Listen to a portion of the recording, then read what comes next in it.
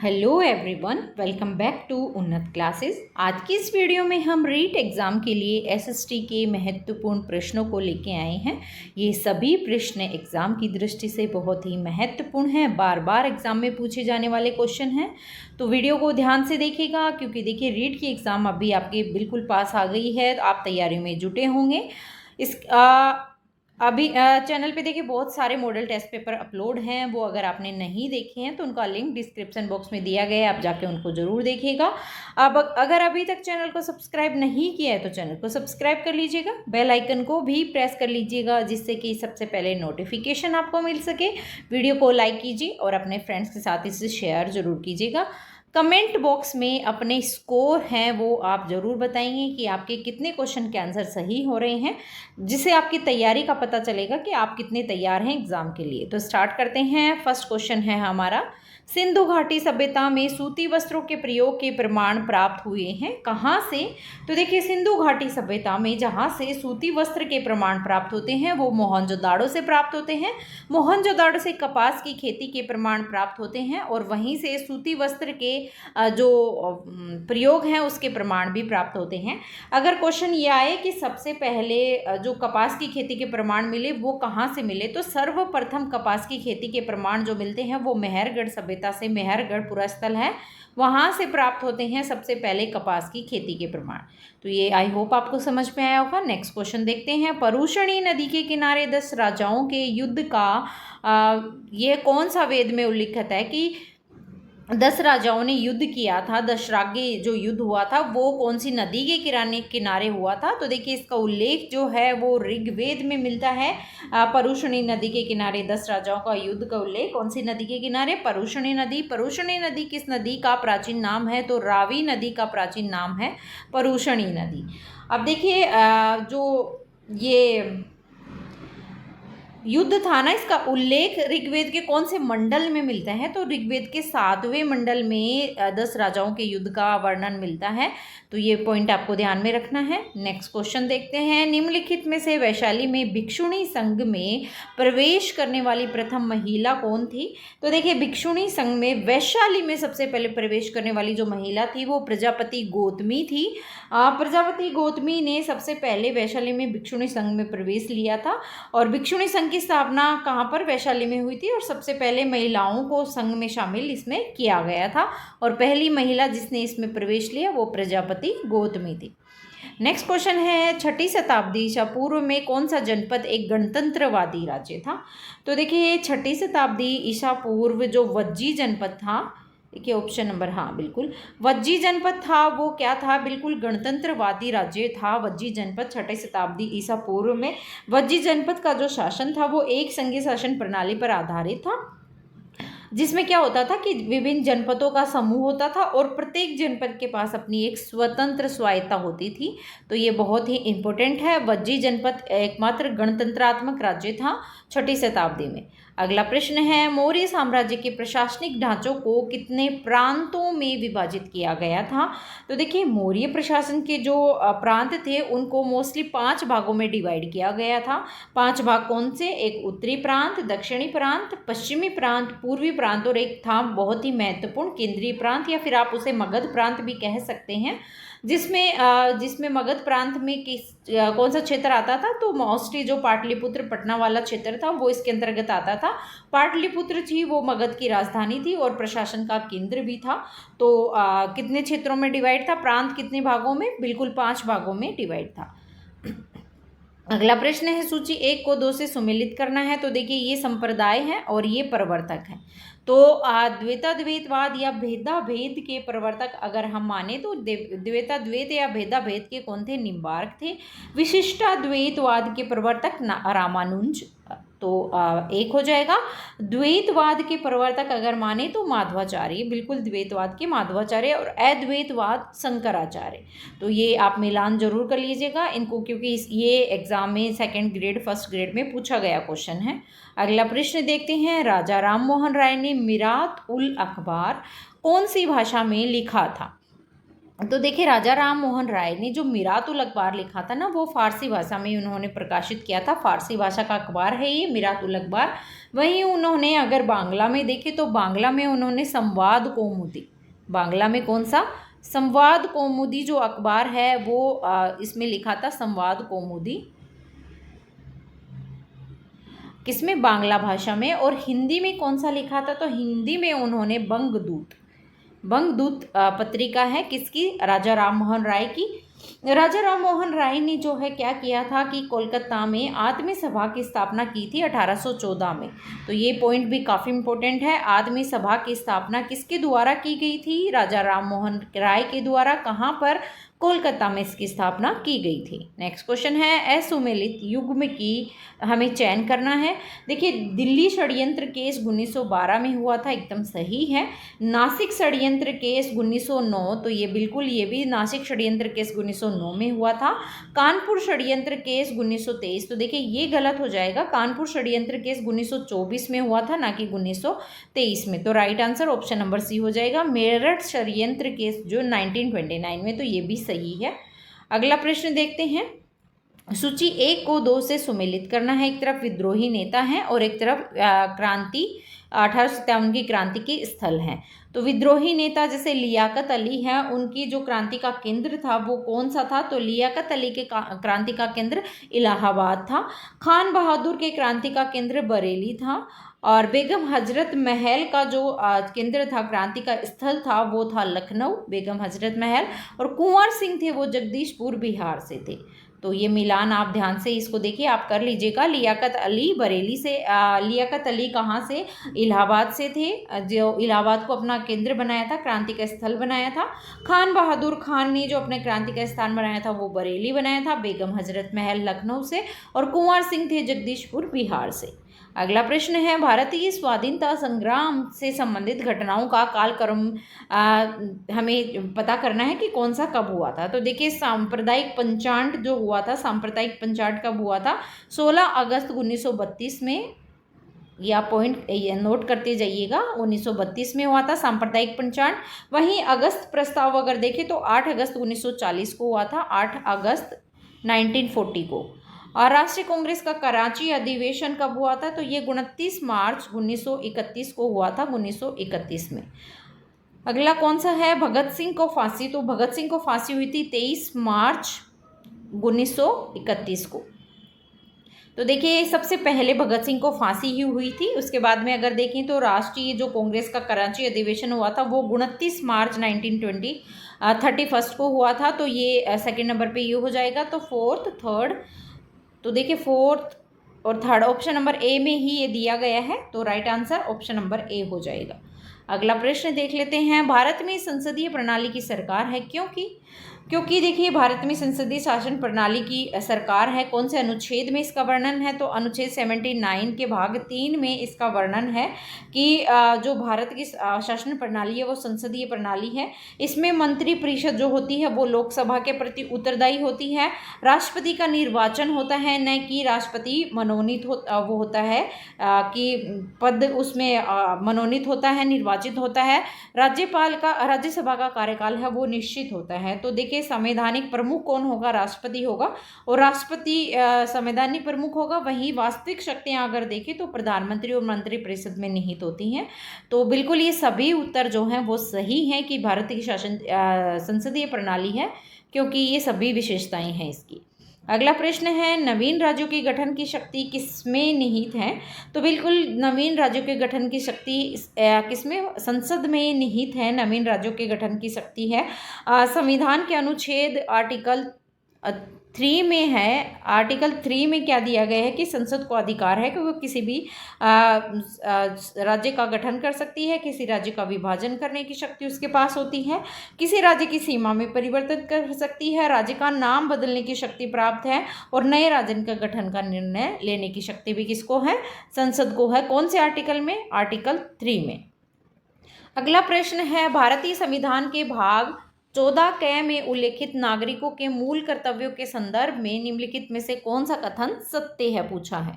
तो देखिए भाग 14 में जो उल्लेखित है, भाग 14 नहीं, भाग 4 क है वो। ये देखिए भारत के संविधान के भाग 4। क में उल्लिखित नागरिकों के मूल अधिकार कौन से भाग में है? भाग 4 में। तो इसमें संदर्भ में कथन को सत्य हमें मूल अधिकारों के बारे में बताना है। तो देखिए मूल अधिकार भारतीय संविधान जो मूल संविधान था उसमें शामिल नहीं थे, बिल्कुल सही है। इसे जो 42वां संविधान संशोधन हुआ था उसके द्वारा जोड़ा गया था। बिल्कुल 1976 में 42वां संविधान संशोधन हुआ था जिसके तहत भारतीय संविधान में मूल कर्तव्यों को जोड़ा गया था और वर्तमान में 11 मूल कर्तव्य वर्णित है, बिल्कुल सही है। तो ये सभी उत्तर जो हैं वो एकदम सही है।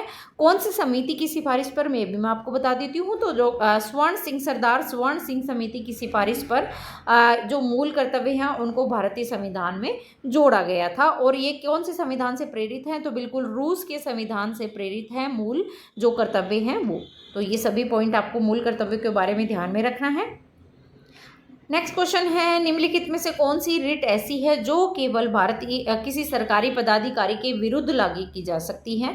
तो देखिए जो परमादेश है वो एक ऐसी रिट है जो केवल किसी सरकारी पदाधिकारी के विरुद्ध ही लागू की जा सकती है। अधीनस्थ न्यायालय सरकार या निगम को उनके विधिक, संवैधानिक और जो लोक कर्तव्य हैं उनमें अवैध रूप से इसमें मतलब उसको न्यायालय के द्वारा पेश किया जा सकता है, न्यायालय में विरुद्ध उसमें लागू की जा सकती है। तो परमादेश एक ऐसी रिट है जो कि सरकारी पदाधिकारियों के विरुद्ध लागू की जाती है। अगला प्रश्न है, दिल्ली और पांडिचेरी संघ शासित राज्यों की विधानसभाओं को राष्ट्रपति के निर्वाचन मंडल में कौन से संविधान संशोधन द्वारा जोड़ा गया था? तो देखिए जो 70वां संविधान संशोधन हुआ था 1992 1992, उसमें दिल्ली और पांडिचेरी जो संघ शासित राज्य हैं उन्हें विधानसभाओं को राष्ट्रपति के निर्वाचन मंडल में शामिल किया गया था 70वां संविधान संशोधन 1992 के तहत। अगला प्रश्न देखते हैं, स्थानीय शासन निम्नलिखित में से कौन सी सूची का विषय है? तो देखिए स्थानीय जो शासन है वो राज्य सूची का विषय है। इस शासन का संचालन मुख्य रूप से कौन सी सरकार के अधीन आता है? तो राज्य सरकार के अधीन इसका संचालन का दायित्व है वो राज्य सरकार के अधीन आता है। अगला प्रश्न देखते हैं, अधीनस्थ न्यायालयों का पर्यवेक्षण कौन करता है? तो देखिए अधीनस्थ न्यायालय का जो पर्यवेक्षण होता है वो किसके द्वारा किया जाता है? उच्च न्यायालय के द्वारा किया जाता है। अनुच्छेद 235 के अंतर्गत उच्च न्यायालय है वो अधीनस्थ न्यायालय का पर्यवेक्षण करता है। प्रत्येक राज्य में जो है उच्च न्यायालय अपने क्षेत्राधिकार के अंदर आने वाले न्यायालयों का पर्यवेक्षण करता है। कौन से अनुच्छेद के तहत? अनुच्छेद 235 के तहत। अधीनस्थ न्यायालयों में जिला न्यायाधीशों की नियुक्ति भी उच्च न्यायालय के अधिकार में ही आती है, तो ये आपको ध्यान में रखना है। अगला प्रश्न देखते हैं, भारत में प्रत्येक पंचायत का कार्यकाल कौन सी तिथि से 5 वर्ष तक होता है? तो देखिए जो पंचायतों का कार्यकाल होता है ना वो अनुच्छेद कौन से 243 के सेक्शन ई के अंतर्गत है। वो पंचायती राज संस्थानों का कार्यकाल प्रथम बैठक की जो नियत तिथि है उससे 5 वर्ष तक होता है। तो प्रथम बैठक की नियत तिथि से लेकर के 5 वर्ष तक पंचायतों की जो कार्यकाल है वो माना जाता है। कौन से अनुच्छेद के तहत? अनुच्छेद 243 ई के तहत। पंचायतों का जो विघटन है वो निर्धारित समय से पहले अगर हो गया तो पंचायतों में 6 महीने के भीतर चुनाव होने चाहिए और चुनाव शेष रहे उसी समय मतलब उतने ही समय के लिए वो होना चाहिए। तो ये पॉइंट ध्यान में रखना है। अगला प्रश्न देखते हैं, संविधान के किस भाग को राज्यों का संविधान कहा जाता है? तो संविधान के भाग 6 को राज्यों का संविधान कहा जाता है। बहुत इंपॉर्टेंट है। इसके अंतर्गत अनुच्छेद 153 से कितने तक आते हैं? 237 तक। कौन से भाग के अंतर्गत? भाग 6 के अंतर्गत। इसमें राज्यों के राज्यपाल, विधानसभा, कार्यपालिका, न्यायपालिका और बहुत से महत्वपूर्ण प्रावधान जो हैं इसके अंतर्गत आते हैं। ये भाग जो है वो राज्य की विधायिका की संरचना और कार्यप्रणाली को निर्धारित करता है। भाग 6। तो option number A right answer हो जाएगा। नेक्स्ट क्वेश्चन है, संविधान की उद्देशिका प्रस्तावना में कितनी प्रकार की स्वतंत्रताओं का उल्लेख है? अगेन वेरी इंपॉर्टेंट क्वेश्चन है। तो संविधान की जो उद्देशिका है, संविधान की प्रस्तावना है, उसमें अगर देखें हम तो टोटल कितने प्रकार की स्वतंत्रताओं का उल्लेख है? तो 5 प्रकार की स्वतंत्रताओं का उल्लेख है। कौन सी?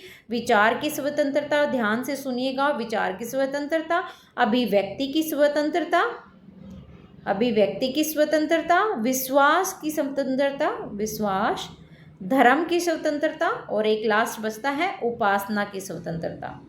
तो ये 5 स्वतंत्रताएं हैं, वो भारत की प्रस्तावना में उल्लेखित है। नेक्स्ट क्वेश्चन है, कालाहांडी तथा संबलपुर कौन से खनिज के उत्पादन के लिए प्रसिद्ध है? तो देखिए जो कालाहांडी और संबलपुर हैं वो अगर देखें तो बॉक्साइट के लिए उत्पादन के लिए प्रसिद्ध हैं। बॉक्साइट एक अयस्क है जिसका प्रयोग जो है वो एल्यूमिनियम के विनिर्माण के लिए किया जाता है, और उड़ीसा का बॉक्साइट है वो सबसे बड़ा उत्पादक है उड़ीसा बॉक्साइट के क्षेत्र में। कालाहांडी और संबलपुर भी इसमें अग्रणी उत्पादक में आते हैं। तो सबसे अगर उड़ीसा है वो बॉक्साइट में सबसे बड़ा उत्पादक है। झारखंड का जो है लोहारडागा जिले में जो पेटलैंड्स हैं उसमें समृद्ध निक्षेप है इसका। वहीं अगर और अन्य उत्पादक राज्य देखें तो गुजरात, छत्तीसगढ़, मध्य प्रदेश और महाराष्ट्र हैं, वो भी इसमें अग्रणी राज्य हैं उत्पादन में। वो किसके? बॉक्साइट के उत्पादन में। तो कालाहांडी और संबलपुर किसके लिए है? बॉक्साइट। अगला प्रश्न है, मुंबई में सूती वस्त्र उद्योग के विकास का कारण क्या है? तो देखिए मुंबई में सूती वस्त्र के उद्योग का अगर कारण देखें तो आर्द्र जलवायु और उष्ण कटिबंधीय क्षेत्र में स्थित है, बिल्कुल सही है। महाराष्ट्र और गुजरात जो है वो कपास उत्पादन के क्षेत्र मतलब कपास उत्पादन क्षेत्र से बहुत ही निकट है। तो उसमें क्या है बिल्कुल इसमें दोनों के पास कपास उत्पादन, तो सूती वस्त्र उद्योग में जैसे गुजरात का सूरत है वो टेक्सटाइल बहुत से हैं उसमें। वहीं कच्चे कपास के निर्यात के लिए मुंबई पतन तक लाया जाता है। तो कच्चे निर्यात के लिए मुंबई पतन तक इसको लाया जाता है। आर्द्र और उष्ण जो कटिबंधीय क्षेत्र हैं वो आते हैं। रोजगार के अवसर हैं वो बहुत मतलब यहाँ के लोगों को प्रदान करता है, बहुत बड़ा नगर है। श्रमिकों के लिए ये आकर्षण का केंद्र है। महाराष्ट्र हो गया, गुजरात हो गया, तो ये सभी जो हैं वो मुंबई और सूती वस्त्र उद्योग के विकास के कारण हैं। अगला प्रश्न है, दिल्ली, मुंबई और चेन्नई कौन से राष्ट्रीय राजमार्ग से जुड़े हैं? तो देखिए दिल्ली, मुंबई और चेन्नई जो है वो स्वर्णिम जो चतुर्भुज योजना है उसके अंतर्गत आते हैं। तो दिल्ली, मुंबई, चेन्नई और एक और बसता है इसमें कोलकाता। तो ये जो 4 राज्य हैं वो स्वर्णिम चतुर्भुज के अंतर्गत आते हैं। इनकी अगर हम कुल लंबाई देखें तो 5846 किलोमीटर के लगभग इसकी लंबाई है। और इसमें कौन से वो आते हैं? तो दिल्ली, मुंबई और चेन्नई वो आते हैं NH कितने 19 और 19 के अंतर्गत कोलकाता से दिल्ली आता है। वहीं अगर दिल्ली से मुंबई देखें तो देखिए अलग अलग आते हैं, तो 48 भी आता है, 19 भी आता है और 16 भी। तो इसका राइट आंसर हो जाएगा ऑप्शन नंबर डी। आप देखिए दिल्ली से मुंबई तक 48 आता है, दिल्ली से लेकर मुंबई तक। वहीं उसके बाद में दिल्ली चेन्नई से लेकर कोलकाता कौन सा? NH16 और NH19 है वो कोलकाता से दिल्ली। तो ये दिल्ली, मुंबई और चेन्नई तीनों राजमार्गों से ये जुड़े हुए हैं। तो ऑप्शन नंबर इसका अगर देखें हम तो option number D right answer हो जाएगा। अगला प्रश्न देख लेते हैं, तारों के विभिन्न समूह द्वारा गठित निर्मित विभिन्न प्रतिरूप क्या कहलाते हैं? तो जो तारों से गठित विभिन्न प्रतिरूप हैं वो तारा मंडल कहलाते हैं। जो तारों के समूह से निर्मित होते हैं वो तारा मंडल कहलाते हैं। ग्रह क्या होते हैं? तो ग्रह वे खगोलीय पिंड होते हैं जो सूर्य के चारों ओर परिक्रमा करते हैं। जैसे कौन से? जैसे पृथ्वी, मंगल और सूर्य, ये क्या है? ये ग्रह हैं। तारे क्या होते हैं? तो तारे वे विशाल गैसों से बने हुए क्या होते हैं? पिंड होते हैं जो ऊर्जा को नाभिकीय संलयन से उत्पन्न करते हैं। तो दोनों तारे और ग्रह दोनों मैंने आपको अलग अलग समझा दिए कि तारे और ग्रह क्या कहलाते हैं। तो तारा के समूह को क्या कहलाते हैं? तारा मंडल कहते हैं। नेक्स्ट क्वेश्चन है, निम्नलिखित में से मम्मलपुंजा बांध कहाँ पर स्थित है? तो मम्मलपुंजा बांध जो है वो कहाँ पर स्थित है? ये केरल राज्य के कहाँ? पलक्कड़ जिले में स्थित है। कौन से राज्य में? केरल में। तो राज्य भी आपको ध्यान में रखना है। केरल राज्य के पाल कक्कड़ जिले में स्थित है। ये जो है वो कौन सी नदी पर है, तो मलमपुंजा नदी के ऊपर ये स्थित है। केरल की दूसरी सबसे बड़ी नदी कौन सी है, भरतपुंजा मल्लम इसकी सहायक नदी है। तो ये पॉइंट भी आपको ध्यान में रखना है। इसका उद्देश्य क्या है इस बांध का, तो इसका उद्देश्य है जल विद्युत उत्पादन करना, सिंचाई और जो अलमुंजा बांध है उसके पास सुंदर बाग और झरना भी है इस नदी के किनारे, इस पर बांध पर, और ये पर्यटकों के लिए महत्वपूर्ण आकर्षण का केंद्र है। जब कभी केरला जाओ तो ये जरूर देखकर आना। अगला प्रश्न देख लेते हैं। रबी की फसलों को बोया जाता है, कब बोया जाता है रबी की फसलों को, तो देखिए रबी की फसल है वो अगर बुआई उसकी देखें तो अक्टूबर नवंबर के पास में उसकी बुआई होती है। अक्टूबर नवंबर के पास में अक्टूबर नवंबर के पास बुआई होती है और मार्च अप्रैल तक उसको काट लिया जाता है, मार्च अप्रैल तक। तो ये रबी की फसल है। और कौन सी शीतकालीन फसल होती है, रबी की फसल।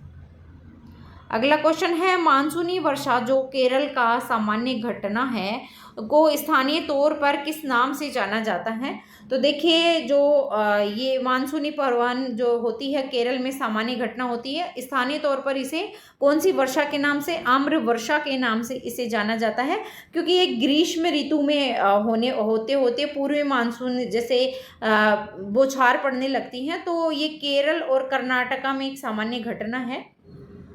केरला और कर्नाटका की स्थानीय तौर पर इसकी जो तूफानी वर्षा है वो क्या कहलाती है, आम्र वर्षा कहलाती है। ये क्योंकि ये आमों को जल्दी पकाने में सहायक होती है, इसलिए इसे आम्र वर्षा कहा जाता है। काल बैसाखी अगर देखें तो काल बैसाखी जो है असम और पश्चिम बंगाल में होती है और मोस्टली ये वैशाख के महीने में शाम के समय जो विनाशकारी भयंकर वर्षा होती है वो क्या कहलाती है, काल बैसाखी कहलाती है। राज्य अगर पूछे तो असम और पश्चिम बंगाल वाला क्षेत्र। नेक्स्ट क्वेश्चन है, 19 ईस्ट रीज जी एक अंतः समुद्री ज्वालामुखी रीज है, कौन से महासागर में स्थित है, तो देखिए 19 आप ऐसे समझ लीजिएगा, 19 ईस्ट RIDGE रिज। तो 19 ईस्ट रिज जो है रिज जो है वो एक अंतर समुद्री ज्वालामुखी रिज कौन से महासागर में स्थित है, तो ये देखिए 19 ईस्ट रिज है वो हिंद महासागर में स्थित है, हिंद महासागर में ये स्थित होते हैं। 19 डिग्री पूर्वी देशांतर के पास में ये स्थित है और ये समुद्री तल पर एक ऊंचाई क्षेत्र है जो भूगर्भीय प्लेटों के बीच में है ना, ज्वालामुखी गतिविधि का ये परिणाम होता है। 19 ईस्ट रिज कौन से महासागर में ज्वालामुखी रिज है ये, और कौन से महासागर में, हिंद महासागर में।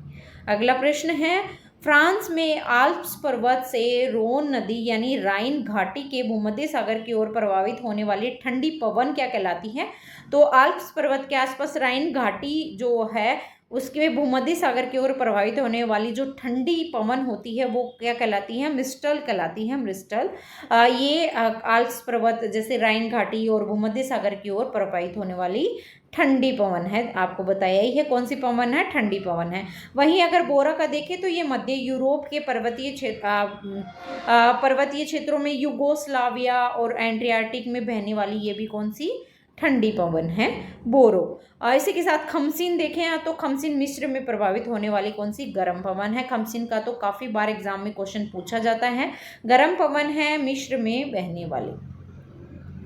नेक्स्ट क्वेश्चन है, उत्तरी पूर्वी प्रशांत और उत्तरी अटलांटिक में उत्पन्न होने वाले उष्णकटिबंधीय चक्रवात को क्या नाम दिया जाता है, तो देखिए जो उत्तरी प्रशांत और उत्तरी अटलांटिक में जो उष्णकटिबंधीय चक्रवात होता है वो टाइफून कहलाता है। टाइफून जो है वो उष्णकटिबंधीय चक्रवात आक्रामक तूफान होता है जिसकी उत्पत्ति अगर हम देखें तो उष्णकटिबंधीय क्षेत्रों में महासागरों पर होती है और ये तटीय क्षेत्रों पर की तरफ क्या होता है, गतिमान होता है। तो महासागर से उठकर कहाँ, तटीय क्षेत्र की ओर गतिमान होता है। ये चक्रवात होता है वो आक्रामक पवनों के कारण क्या होता है, अत्यधिक वर्षा और तूफान इसमें आती है और हिंद महासागर से ये चक्रवात उत्तरी अटलांटिक और फिर उत्तरी पूर्वी प्रशांत महासागर में बहने लगता है जिसे क्या कहते हैं, फिर हरिकेन नाम देते हैं। तो ये हमारे आज के SST के 30 क्वेश्चन थे। 30 क्वेश्चन हम नेक्स्ट वीडियो में करेंगे जिसमें हम शिक्षण विधियों को भी शामिल करेंगे। तो ये एक एग्ज़ाम पैटर्न पर आधारित प्रश्न पत्र है, एक मॉडल टेस्ट पेपर है, प्रैक्टिस सेट है, चाहे आप कुछ भी माने। इसमें आप अपनी स्कोर ज़रूर बताएंगे कि 30 में से आपके कितने स्कोर बन रहे हैं। तो आप चैनल के साथ जुड़े रहिएगा। अगर अभी तक चैनल को सब्सक्राइब नहीं किया है तो सब्सक्राइब कर लीजिएगा, बेल आइकन को भी प्रेस कर लीजिएगा, जिससे कि सबसे पहले नोटिफिकेशन आपको मिल सके। वीडियो को लाइक कीजिए और अपने फ्रेंड्स के साथ शेयर कीजिए। तो फिर मिलते हैं हम नेक्स्ट वीडियो में। जय हिंद, जय भारत।